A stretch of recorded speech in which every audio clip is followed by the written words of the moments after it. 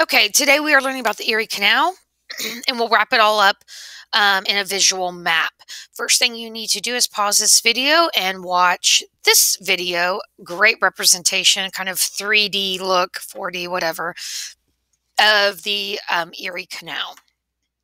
Um, okay, so once you now have watched that video, you'll see that the video kind of explains what we have read right here. But I will read it to you really quickly. In the early 1800s, it was easier and cheaper to ship goods by water than land. New York's governor proposed building the canal so the United States could connect the Northeast to the Midwest. After a lot of debate, the canal was built. The Erie Canal was completed in 1825. Cities along the canal grew and prospered. Prospered meaning did very well financially, everything. Midwestern farmers could now send goods from the Great Lakes along the canal to New York City. New York City grew to become the nation's largest city and still is right now to today. So if you look at this map, and we're going to be drawing this out, but here is the North. Remember, like even in the colonies, they made money in other ways, and it wasn't with farming, plantations. So all your factories were in the North. Those are the people who manufacture, who make stuff. We're going to learn about this new area of the United States where we have Illinois, Indiana, Ohio, Michigan. And they were very disconnected. You might think they're close, but they're not because you have mountainous area right here. So the governor thought, if I could here's the Atlantic Ocean right here, and then there's already a river here. So if I could just build a canal right here, I'm literally connecting Atlantic Ocean, go up this river on the canal. Now look at this. I can go through this lake, go through this lake, go through look how well connected everything is by water. And water is going to be the fastest, cheapest way to go. Wow, that would be awesome. And the New York governor made it happen. And as you saw in that video, you know, that it was everything for New York. Because if you are going to own, well, let me not get ahead of myself. You're going to answer these 3 questions right here. And then number 4, big deal, based on these statistics and reading, why did manufacturers want their factories built along the Erie Canal? Are you going to, let's say, here's New York, and here's the Erie Canal. Are you going to build your factory? Are you going to take a factory and build that like right here, where then you have to ship by land over to the water to get your stuff? Or are you going to build your factory right here? Instead of here, are you going to build your factory right here, and then you literally can hand put your stuff on a boat, and now you can go anywhere. Get my arrow back. You can go anywhere in. You can get shipped here, shipped there. If you own a factory, why are you making stuff? What are you trying to do with it? Sell it to other people.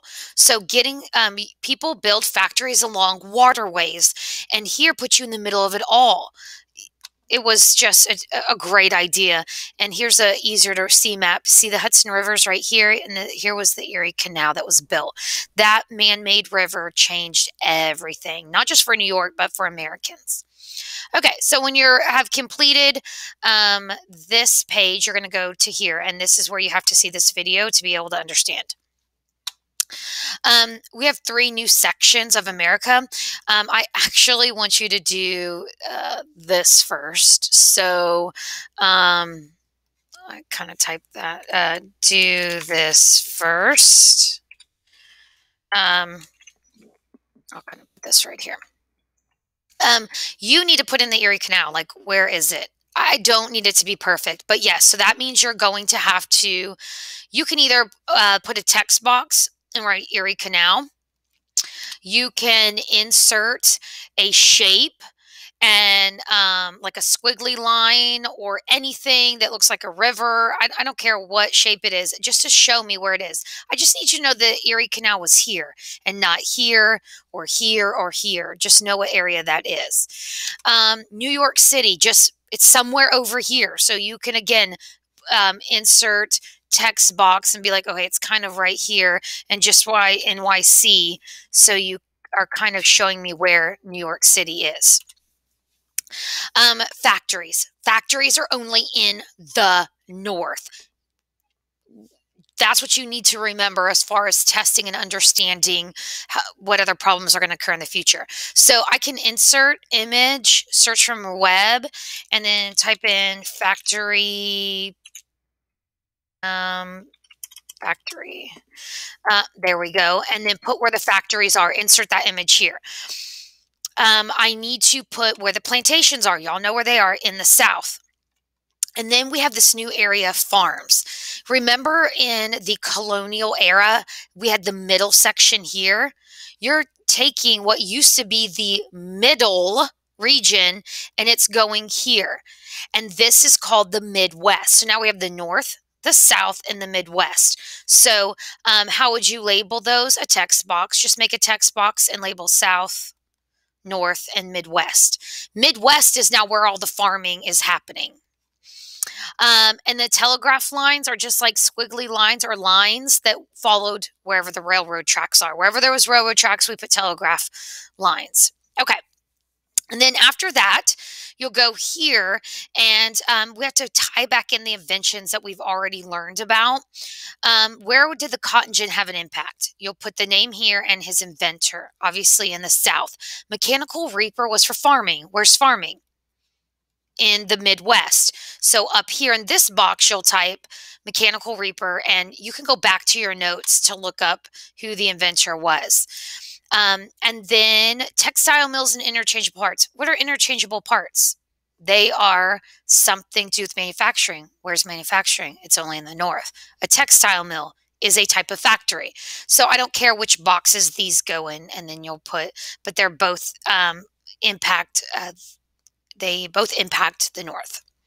The last thing is you'll answer 1 through 4, and your answers for 1 through 4 will be either cotton gin, mechanical reaper, textile mill, or interchangeable parts. You're going to type that right here.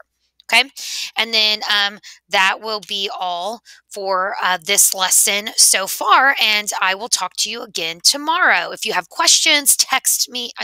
Well, you can text me through Remind if you are, if that's easy for you.